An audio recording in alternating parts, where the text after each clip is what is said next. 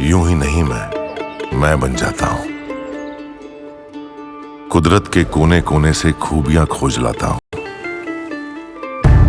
गुणवत्ता की गहराइयों का गोताखोर हूं मैं। यूं ही नहीं मैं रजनीगंधा बन जाता हूं। बाबा सिद्दीकी मर्डर केस में कैसे लॉरेंस बिश्नोई ने इतना बड़ा हाई प्रोफाइल मर्डर जेल में बैठे बैठे करवा दिया, यह अभी तक एक पहेली है। आज बाबा सिद्दीकी मर्डर केस की जांच में एक बड़ा खुलासा हुआ। सलमान खान के घर पर हमले और बाबा सिद्दीकी के मर्डर में एक कॉमन आरोपी का पता चला है। यह खुलासा हुआ कि पुणे के जिस शुभम लोनकर ने बाबा सिद्दीकी की हत्या की जिम्मेदारी लेते हुए सोशल मीडिया पोस्ट पर लॉरेंस बिश्नोई का नाम लिया था, उस शुभम लोनकर से मुंबई क्राइम ब्रांच पहले भी पूछताछ कर चुकी है। क्राइम ब्रांच ने अप्रैल में सलमान खान के घर पर हुई फायरिंग के केस में शुभम लोनकर से पूछताछ की थी। हालांकि तब शुभम लोनकर के खिलाफ कोई सबूत नहीं था, इसलिए पुलिस ने उसे जाने दिया।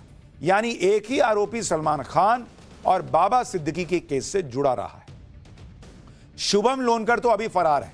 कल ही क्राइम ब्रांच ने बाबा सिद्दीकी के मर्डर केस में शुभम लोनकर के भाई प्रवीण लोनकर को गिरफ्तार किया था। आरोप है कि बाबा सिद्दीकी की हत्या की साजिश रचने में दोनों भाइयों की अहम भूमिका रही। बाबा सिद्दीकी के मर्डर केस में पुलिस के हाथ एक वीडियो सबूत भी लगा है। यह वीडियो 12 अक्टूबर की रात को उस वक्त का है जब बाबा सिद्दीकी को गोली मारने के बाद एक शूटर गुरमेल सिंह भाग रहा था।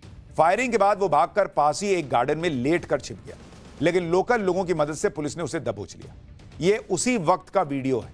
कई पुलिस वाले आरोपी शूटर गुरमेल सिंह को पकड़कर ले जा रहे हैं। तीनों शूटर्स में से गुरमेल सिंह ही वो व्यक्ति था जिसका आपराधिक इतिहास रहा है। और आप इस शूटर के जूते देखिए जरा, एकदम स्टाइलिश जूते पहन रखे हैं भाई ने। रात में चमक रहे हैं ये जूते। इन आरोपियों का लाइफस्टाइल देखकर यही लग रहा है कि इन्हें सुपारी किलिंग का पैसा पहले ही शायद मिल गया था। केस की जांच में आज मुंबई पुलिस को एक बड़ी कामयाबी और मिली। पुलिस ने क्राइम सीन के पास से एक ब्लैक रंग का बैग हासिल किया। ब्लैक बैग में एक पिस्टल मिली है। यह वारदात में इस्तेमाल तीसरा हथियार है। फायरिंग वाली जगह से 100 मीटर दूरी पर एक ब्लैक बैग मिला। हत्या के ठीक बाद भागते हुए आरोपियों ने यह बैग सड़क किनारे एक गाड़ी के नीचे फेंक दिया था। बैग में पिस्टल के अलावा कुछ पेपर मिले हैं। बैग में जो पिस्टल मिली है वो लोडेड थी, उसे वारदात में इस्तेमाल किया गया था। बाबा सिद्दीकी हत्याकांड में मुंबई पुलिस की जांच अब यूपी के बहराइच तक जा पहुंची। मुंबई पुलिस ने यूपी के बहराइच से 2 लोगों को हिरासत में लिया। इसमें एक व्यक्ति का नाम हरीश बालकराम है। दावा है कि पुणे में हरीश की स्क्रैप की दुकान थी, जहां पर दोनों शूटर्स धर्मराज और शिवकुमार गौतम काम करते थे। आरोप है कि हरीश भी इस हत्याकांड की साजिश रचने और पैसों का इंतजाम और बाकी चीजें जुटाने में शामिल था। बाबा सिद्दीकी हत्याकांड की जांच जैसे जैसे आगे बढ़ रही है, वैसे वैसे नए नए खुलासे हो रहे हैं। इस हत्याकांड में शामिल आरोपी एक एक करके पकड़े जा रहे हैं, लेकिन जो तीसरा शूटर है शिवकुमार गौतम, वो अब भी फरार है। शिवकुमार गौतम की सोशल मीडिया पर एक तस्वीर मिली है। हत्याकांड से 80 दिन पहले शिवकुमार ने इंस्टाग्राम पर अपनी यह तस्वीर पोस्ट की थी। पोस्ट में लिखा था, यार तेरा गैंगस्टर है जानी। तस्वीर में वो बाइक पर हल्के से बैठा हुआ दिख रहा है। शिवकुमार गरीब परिवार से है, काम के लिए पुणे गया था, लेकिन शायद परिवार को इस बात की भनक नहीं थी कि शिवकुमार तो अपराध की दुनिया में उतर रहा है। शिवकुमार ने इंस्टाग्राम आईडी में 302 नंबर जोड़ा हुआ था, जो आईपीसी में हत्या की धारा होती थी। परिवार के मुताबिक वो पिछली बार होली पर घर आया था। शूटर शिवकुमार की तलाश में मुंबई पुलिस अब मध्य प्रदेश की खाक छान रही है। पुलिस एमपी के उज्जैन और खंडवा में तीसरे शूटर की तलाश कर रही है। जो शूटर्स पकड़े गए हैं, उन्होंने पुलिस को बताया था कि वो कई धार्मिक जगहों पर जा चुके हैं। इसलिए पुलिस को शक है कि फरार होने के दौरान शूटर शिवकुमार उज्जैन या खंडवा आ सकता है। एमपी के खंडवा का महाराष्ट्र से बॉर्डर लगता है, इसलिए पुलिस को शक है कि खंडवा के ओंकारेश्वर मंदिर आ सकता है शिवकुमार, या फिर उज्जैन में महाकाल मंदिर जा सकता है। दोनों ही जगह काफी भीड़ रहती है। इसी भीड़ का फायदा उठाकर शूटर शिवकुमार यहां आ सकता है। बाबा सिद्दीकी को मारने वाले तीनों शूटर्स के बारे में कुछ और जानकारियां सामने आई।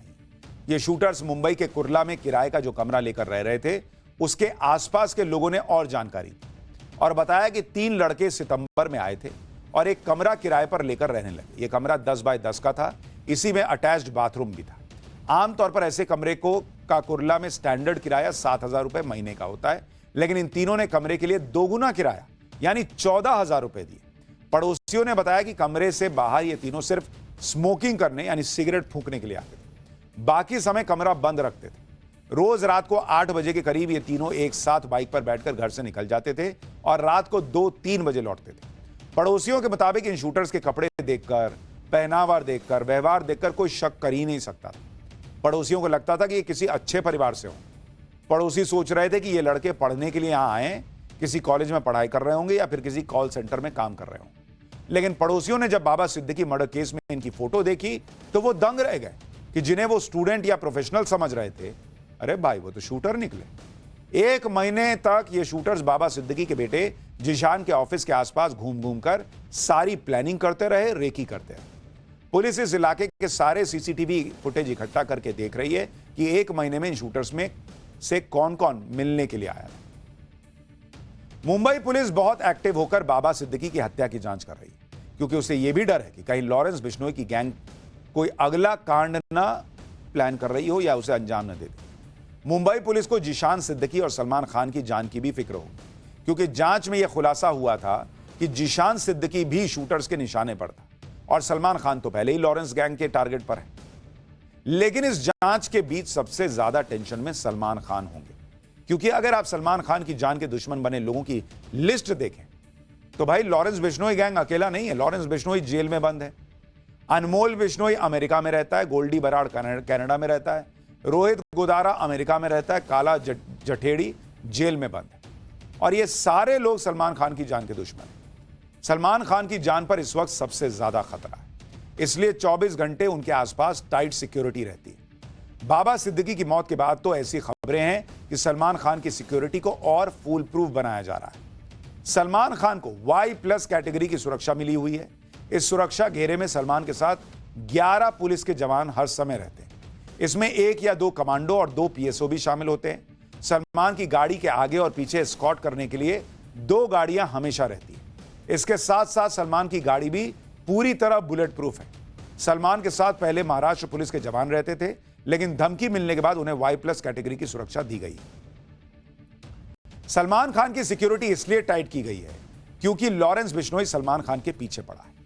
जिस तरह से बाबा सिद्दीकी की हत्या करवाई गई उससे सभी खौफ में आ गए कि पता नहीं कब किसका नंबर आए। जब भी किसी हाई प्रोफाइल मर्डर में लॉरेंस बिश्नोई का नाम आता है तो लोग हैरान होते हैं कि एक गैंगस्टर जो जेल में बंद है वो कैसे जेल में बैठे बैठे हत्या करवा रहा है। लेकिन जो लोग ये सोचते हैं उन्हें नहीं पता कि लॉरेंस बिश्नोई काम कैसे करता है। लॉरेंस बिश्नोई के बारे में कहा जाता है कि जेल कोई भी हो, लॉरेंस बिश्नोई अपने गैंग से कांटेक्ट करने और उन्हें टारगेट किलिंग का ऑर्डर देने का तरीका निकाल ही लेता है। जेल में वो फोन का कहीं ना कहीं से जुगाड़ कर लेता है। इसी वजह से लॉरेंस को एक जेल से दूसरी जेल में ट्रांसफर किया जाता था और उसे सेल में अकेले रखा जाता है। एक बार सोशल मीडिया पर वायरल वीडियो में लॉरेंस बिश्नोई को पाकिस्तान के गैंगस्टर शहजाद भट्टी के साथ बातचीत करते दिखाया गया था। लॉरेंस बिश्नोई ने जेल में रहने के दौरान अपने नेटवर्क का दायरा बहुत बड़ा कर लिया और अपने नेटवर्क को बहुत मजबूत कर लिया।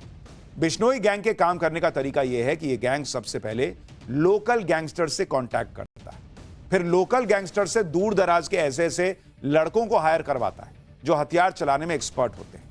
शूटर्स के तौर पर जो लड़के भर्ती किए जाते हैं वो अक्सर गरीब या कम उम्र के लड़के होते हैं जो जल्दी पैसा कमाने के चक्कर में रहते हैं। इन शूटर्स को कई बार यह भी पता नहीं होता कि वो लॉरेंस बिश्नोई के लिए काम कर रहे हैं। उन्हें सिर्फ बताया जाता है कि मारना किसे। अगर दाऊद इब्राहिम D कंपनी चलाता था तो लॉरेंस बिश्नोई उसी की तर्ज पर अब B कंपनी चलाता है, क्योंकि लॉरेंस बिश्नोई का गैंग किसी कॉर्पोरेट कंपनी की तरह काम कर रहा है। बिश्नोई गैंग के बारे में कहा जाता है कि इसके पास 700 शूटर्स की फौज है। शूटर्स के अलावा हथियार सप्लाई करने वाले, फंडिंग करने वाले अलग अलग लोग हैं। अपने गैंग पर और अपने नेटवर्क पर पूरा कंट्रोल लॉरेंस बिश्नोई जेल के अंदर से रखता है। जबरन वसूली से लेकर हाई प्रोफाइल कॉन्ट्रैक्ट किलिंग, यह बिश्नोई गैंग का मुख्य धंधा है। जैसे कहा जाता है कि सलमान खान को जान से मारने के लिए 25 लाख की सुपारी दी गई। इसी तरह से बाबा सिद्दीकी के केस में पता चला था कि 2.5 से 3 लाख की सुपारी दी गई। बाबा सिद्दीकी को मारने वाले शूटर्स 4 लोगों में हर किसी को 50-50 हजार रुपए दिए जाने थे। यानी लॉरेंस बिश्नोई इस वक्त हर जगह चर्चा में बना हुआ है।